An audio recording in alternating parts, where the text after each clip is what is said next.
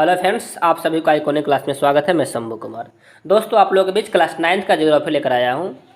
आज हम लोग पढ़ने वाले इस चैप्टर में क्या क्या है, चलिए देखते हैं, शुरू करते हैं। दिया हुआ है चैप्टर का नाम क्या है। चैप्टर 1 में दिया हुआ है भारत, आकार और स्थिति। क्या दिया है? भारत, आकार। इसका मतलब क्या हुआ? यानी कि हम लोग जिस देश में रहते हैं उस देश का आकार क्या है, देश का आकार क्या है और वह देश कहाँ पर स्थित है, इसके बारे में पढ़ना है। दो महत्वपूर्ण बात, आकार और स्थिति। यानी कि हम लोग जिस देश में रह रहे हैं उस देश के बारे में आप लोग हम डीपली जानेंगे। वह देश कहाँ पे है, कैसे स्थित है, उस देश के बगल में कौन कौन सा पड़ोसी देश है, उस देश से कौन कौन सा जल का भाग लगा हुआ है, इसके बारे में हम लोग जानेंगे। उस देश का विश्व में कौन सा स्थान है, कैसे क्या उसका सीमा रेखा क्या है, इसके बारे में बहुत डीपली पढ़ने वाले हैं। यानी क्लास 9 का ज्योग्राफी है वो आपके लिए किसी भी कंपटीशन एग्जाम के लिए, यूपीएससी बीपीएससी हो, उसके लिए बहुत महत्वपूर्ण होता है। चलिए हम लोग शुरू करते हैं। देखिए क्या दिया हुआ है से भारत विश्व की प्राचीनतम संस्कृतियों में से एक है। इसका मतलब क्या? अगर पूरे विश्व के संस्कृति के बारे में देखते हैं तो पूरे विश्व के संस्कृति में भारत के संस्कृति का ही बहुत महत्वपूर्ण योगदान रहा है। यानी कि पूरे विश्व के संस्कृति में भारत के संस्कृति का ही बहुत महत्वपूर्ण योगदान रहा है। आगे देखते हैं। पिछले 5 दशकों में भारत ने सामाजिक आर्थिक रूप से बहुमुखी उन्नति की है। कृषि, उद्योग, तकनीकी और सर्वांगीण आर्थिक विकास में अद्भुत प्रगति हुई है। भारत का विश्व इतिहास में भी महत्वपूर्ण योगदान है। पूरे विश्व के इतिहास का अध्ययन करते हैं तो उस विश्व के इतिहास से भारत के इतिहास का भी बहुत महत्वपूर्ण योगदान रहा है। चलिए आगे देखते हैं। स्थिति क्या लिखा हुआ है? स्थिति बहुत महत्वपूर्ण है। भारत देश स्थित कहाँ है, स्थिति इसका क्या है, उसके बारे में हम लोग देखते हैं। तो पहले जो बुक में दिया हुआ है इसको बाद में पढ़ेंगे। पहले मैं आपको समझा देता हूँ, फिर इसको बुक में के आपको मैं पढ़ा दूंगा। चलिए मैं समझा देता हूँ पहले डीपली आप लोगों को। देखिए ये आपका पृथ्वी हो गया। क्या हो गया? ये पृथ्वी हो गया। ये पृथ्वी है। इस पृथ्वी पे 7 महादेश हैं। कितना महादेश है? 7 महादेश है। जैसे यहाँ पे एशिया महादेश है, यूरोप है, अफ्रीका है, उत्तरी अमेरिका है, दक्षिणी अमेरिका है, अंटार्कटिका है, ऑस्ट्रेलिया है। ये 7 महादेश हो गया। उसके बाद इसमें जल का भाग है, 5 महासागर है। प्रशांत महासागर ये और ये दोनों प्रशांत महासागर है, कोई दिक्कत नहीं ना। ये अटलांटिक महासागर है, ऊपर में आर्कटिक महासागर है, हिंद महासागर है, और ये नीचे में है, इसको बोलते हैं दक्षिण महासागर बोलते हैं इस नीचे वाले भाग को। यानी कि पूरे वर्ल्ड की बात करें, पूरे पृथ्वी पर 7 महादेश हो गया और 5 क्या हो गया? महासागर हो गया। इसको आप नोट करके लिख लेंगे। चलिए थोड़ा आगे देखते हैं। देखिए ये जो पृथ्वी है, इस पृथ्वी पर जो काल्पनिक रेखा खींचा हुआ जो बीचों बीच में इस तरीके से, इसको क्या बोलते हैं? विषुवत रेखा बोलते हैं। क्या बोलते हैं? विषुवत रेखा। इसका नाम क्या है? 0 डिग्री अक्षांश। इसे विषुवत रेखा के नाम से जानते हैं। इसे विषुवत रेखा ही बोलते हैं, भूमध्य रेखा ही बोलते हैं, या इसे इक्वेटर भी बोलते हैं। ये जो विषुवत रेखा है इसका जो ऊपर भाग है, ऊपरी भाग, उसे क्या बोलते हैं? उत्तरी गोलार्ध। क्या बोलते हैं? उत्तरी गोलार्ध। अब विषुवत रेखा के नीचे वाले भाग को क्या बोलते हैं? दक्षिणी गोलार्ध। यानी विषुवत रेखा के ऊपर वाले भाग को उत्तरी गोलार्ध और विषुवत रेखा के नीचे वाले भाग को दक्षिणी गोलार्ध के नाम से हम लोग जानते हैं। कोई दिक्कत नहीं ना। देखिए भारत देश कहाँ पर है, तो अपन भारत देश यहीं स्थित है। तो कह सकते हैं कि भारत देश उत्तरी गोलार्ध में स्थित है। कोई दिक्कत नहीं ना। भारत देश उत्तरी, नोट में लिख सकते हैं, भारत देश उत्तरी गोलार्ध में स्थित है। कोई दिक्कत नहीं, समझ में आ गया। आगे देखते हैं।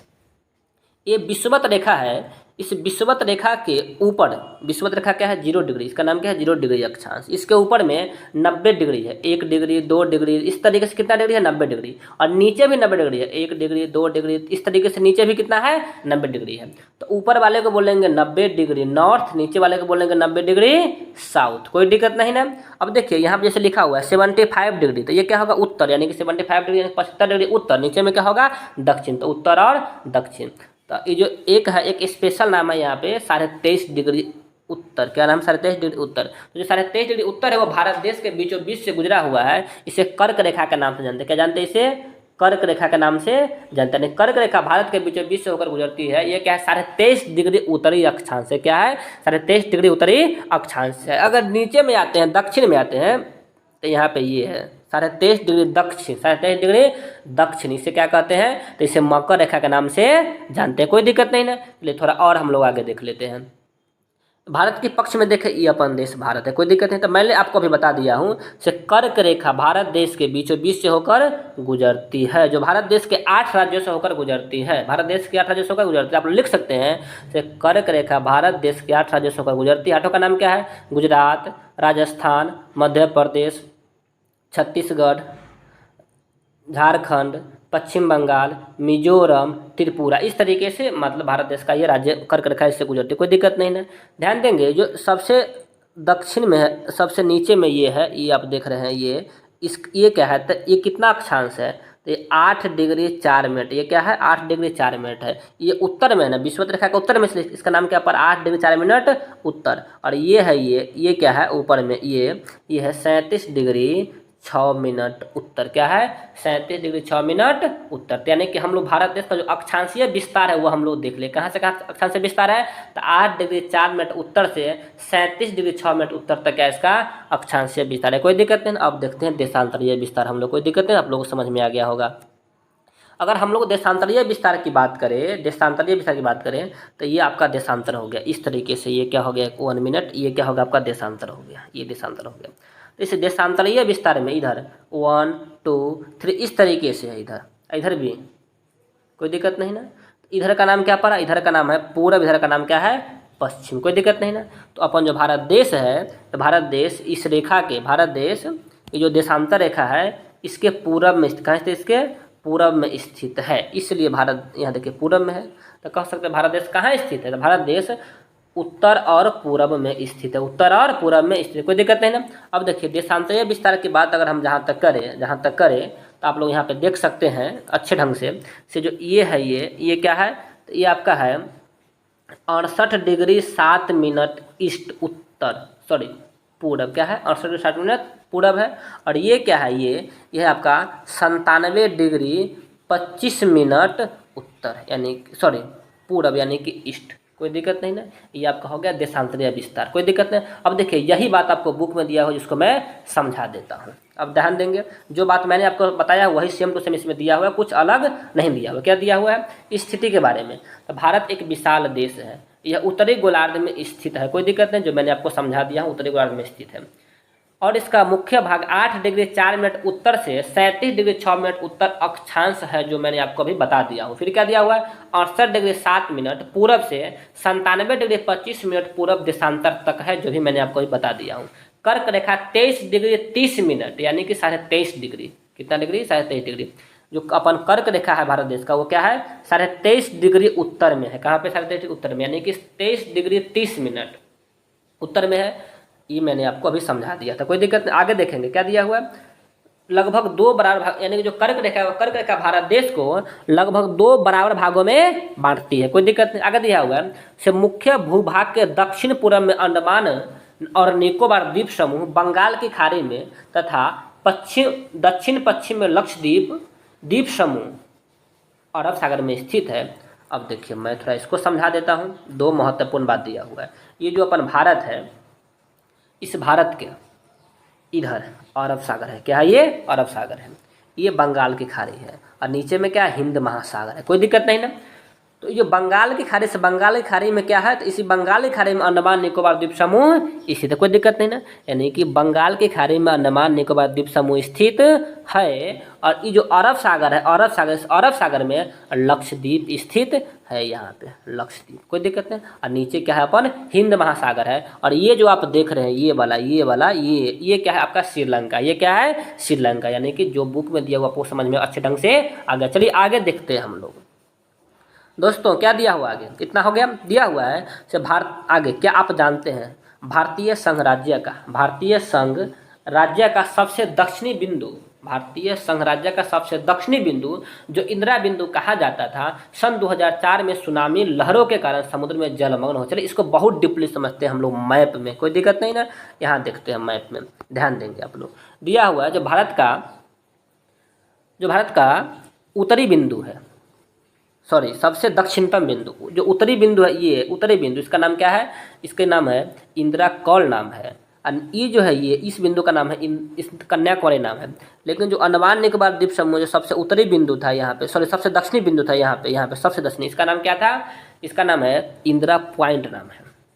लेकिन 2004 में जो सुनामी आया हुआ तो सुनामी की वजह से ये क्या हो गया, जलमग्न, एक पानी में यह डूब गया, यानी कि जलमग्न 2004 में ये हो गया। इतना ये कह रहा है, समझ में आ गया आप लोग को। चलिए आगे देखते हैं हम लोग।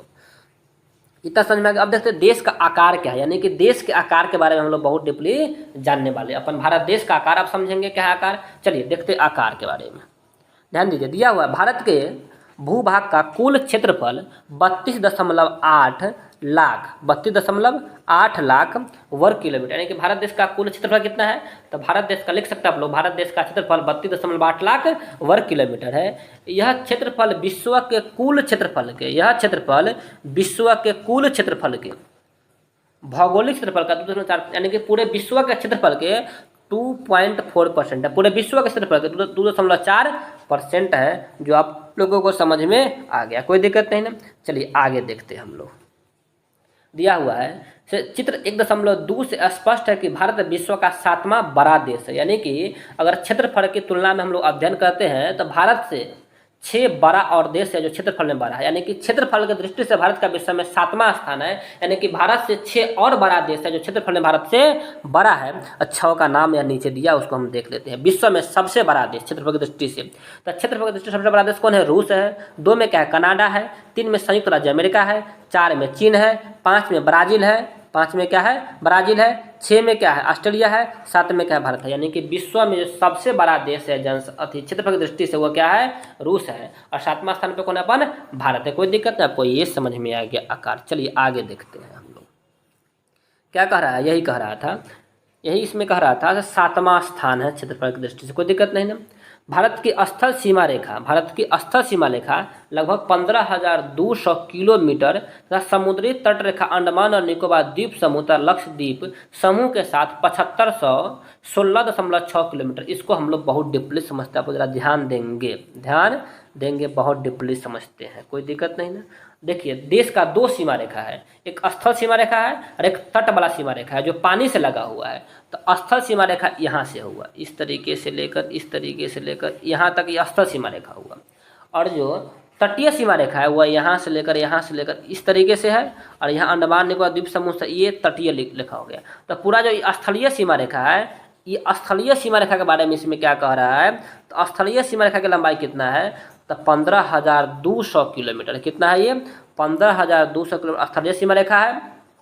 और जो तटीय है, अंडमान निकोबार द्वीप समूह और लक्षद्वीप को लेते हुए जो तटीय है वो क्या है, 7516.6 किलोमीटर। बहुत महत्वपूर्ण बात है, आपको ये समझ में आ गया। चलिए आगे देखते हैं हम लोग। दिया हुआ है भारत के उत्तर तथा उत्तर पूर्वी सीमा पर नवीनतम वलित पर्वत है, यानी कि भारत देश का जो मैप देखते हैं तो मैप में उत्तर पश्चिम, उत्तर और उत्तर पूर्वी सीमा पर क्या है, नवीन वलित पर्वत है। और जो हम लोग डीपली पढ़ेंगे पर्वत क्या होता है। फिर कह रहा है इसके दक्षिणी भूभाग उत्तर में चौड़ा है, इसके दक्षिणी भूभाग उत्तर में चौड़ा है, जिसका दक्षिणी भूभाग है वह उत्तर में चौड़ा है।